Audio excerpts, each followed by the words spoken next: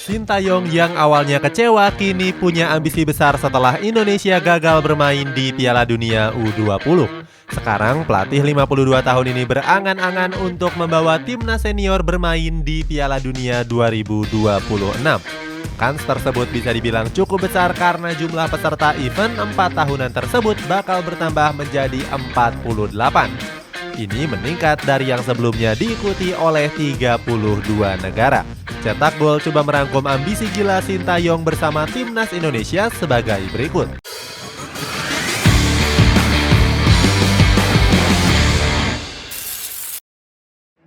Sakit hati gagal tampil di Piala Dunia. FIFA secara resmi membatalkan Piala Dunia U20 2023 yang awalnya diselenggarakan di Indonesia. Keputusan ini membuat timnas Indonesia kehilangan kesempatan untuk tampil di ajang tersebut. Usai kejadian itu, Sintayong pun langsung memberikan pendapatnya. Pelatih asal Korea Selatan ini mengaku sakit hati dengan apa yang baru saja terjadi. Manajer asal Korea Selatan ini menyebut kalau dia sudah berjuang keras untuk membangun skuad Garuda selama 3 tahun ke belakang. Sayangnya usaha tersebut terasa sia-sia cuman dalam waktu 1 malam. Padahal sang pelatih menganggap hal ini sebagai suatu kemajuan bagi sepak bola Indonesia. Sintayong juga mengatakan jika dia hanya mengurung diri sejak menerima kabar tersebut. Alasannya pelatih yang sebelumnya menangani Son Heung-min itu nggak ingin menunjukkan rasa sakit hatinya di depan para pemain. Di sisi lain, sejak Sintayong ditunjuk pada Januari 2020, dia sudah memberikan yang terbaik.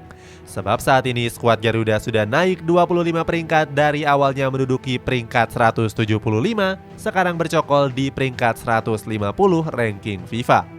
Titik balik timnas Indonesia terlihat saat laga uji coba menghadapi Curaçao yang memiliki ranking lebih tinggi yakni 84. Dalam 2 pertemuan, Witan Sulaiman dan kawan-kawan berhasil menang dengan skor 3-2 dan 2-1. Selain itu, di partai FIFA Matchday terbaru, Indonesia berhasil menaklukkan Burundi yang bertengger di peringkat 141 FIFA kalah dengan skor 3-1 dan imbang dengan skor 2-2. Ambisi lolos ke Piala Dunia 2026. Meskipun merasa sakit hati usai gagal tampil di Piala Dunia U20, Sintayong ingin meluapkan kekesalannya ke arah yang lebih positif.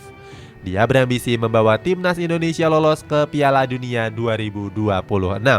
Oleh sebab itu, pelatih asal Korea Selatan ini akan fokus mempersiapkan skuadnya di laga uji coba Juni mendatang. Apalagi menurutnya kans Indonesia untuk lolos cukup besar. Negara-negara Asia akan mendapatkan jatah sebanyak 8,5 negara, dengan rincian 8 tim lolos langsung dan 0,5 merujuk dari tim yang akan memperebutkan tiket playoff dengan negara dari konfederasi lain. Dengan kans besar itu, Sintayong yakin kalau Indonesia bisa menciptakan sejarah baru. Namun keyakinan pelatih asal Korea Selatan ini mendapatkan sindiran dari media olahraga asal Malaysia, Semuanya Bola. Media itu mengatakan kalau Indonesia nggak akan lolos ke Piala Dunia karena akan mendapatkan sanksi berat dari FIFA. Mempersiapkan skuad dengan matang. Demi ambisi besar untuk lolos ke Piala Dunia 2026, Sintayong telah mempersiapkan skuadnya dengan baik. Persiapan tersebut dimulai dengan memanggil pemain naturalisasi ke timnas Indonesia. Pertama ada Mark Locke yang dinaturalisasi pada tanggal 12 November yang lalu. Proses naturalisasi Klok saat itu menggunakan jalur istimewa tanpa harus tinggal di Indonesia selama 5 tahun. Pemain keturunan ini adalah permintaan langsung dari PSSI dan pemerintah. Warga yang sebelumnya merupakan warga negara asing diperbolehkan untuk menjadi WNI dengan alasan kepentingan negara. Ini sesuai dengan Undang-Undang Pasal 20 Nomor 12 Tahun 2006 tentang Kewarganegaraan Republik Indonesia. Pemain selanjutnya yang dinaturalisasi adalah Sandy Walsh. Pemain kelahiran Brussels ini punya darah Indonesia dari kakeknya yang lahir di Surabaya.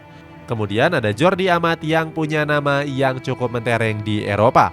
Ex-back dari Espanyol ini dinaturalisasi karena punya keturunan dari sang nenek. Selain dari kedua pemain ini, terdapat Shiny Patinama yang juga baru dinaturalisasi pada tahun ini. Di sisi lain, timnas Indonesia banyak dihuni oleh beberapa pemain muda yang bertalenta. mulai dari Elkan Baggett dan juga Marcelino Ferdinand yang saat ini bermain di Eropa. Ada juga Witan dan Egy Maulana Fikri yang baru menjadi andalan Sintayong sejak beberapa tahun yang lalu.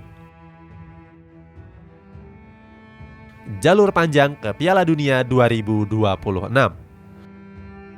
Pada tahun 2026 mendatang, Indonesia punya kesempatan untuk bisa lolos ke Piala Dunia.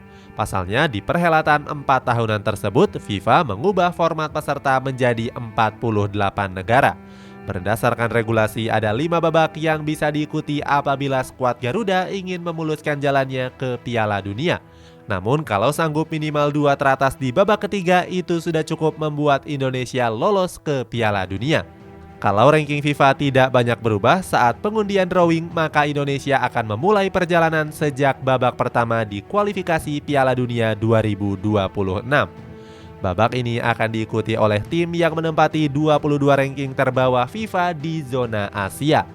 Sedangkan negara dengan peringkat 1 hingga 25 zona Asia otomatis lolos ke babak kedua. Di zona Asia Tenggara sendiri terdapat tim-tim lain selain Indonesia yang bermain di babak pertama. Negara tersebut adalah Singapura, Brunei Darussalam, Laos, Kamboja hingga Myanmar. Artinya negara yang tidak disebutkan tadi sudah menunggu di babak kedua kualifikasi. Namun semua negara ini nggak bakal bertemu di babak pertama karena berada di satu zona wilayah yang sama. Selanjutnya di babak kedua akan dilangsungkan dengan sistem grup. Fase ini akan diikuti oleh semua peserta negara Asia yang dibagi menjadi 9 grup. 2 teratas dari masing-masing grup ini akan otomatis melaju ke babak ketiga. Sementara peringkat 3 dan 4 kehilangan kesempatan untuk main di Piala Dunia. Kemudian di babak ketiga akan dibagi menjadi 3 grup dengan masing-masing grup diisi oleh 6 negara. Nantinya juara grup maupun runner-up bakal otomatis lolos ke Piala Dunia 2026. Negara yang menempati posisi 4 dan 5 tetap punya kesempatan dan berjuang kembali di babak keempat. Pada babak ini, 6 negara yang lolos bakal dibagi menjadi 2 grup yang masing-masing diisi oleh 3 tim. Tim yang berhasil memuncaki klasemen bakal otomatis lolos ke putaran final Piala Dunia. Sedangkan tim yang berada di posisi kedua masih punya kesempatan di babak kelima. Pemenang di babak tersebut punya kesempatan terakhir dengan berhadapan dengan tim dari benua lainnya.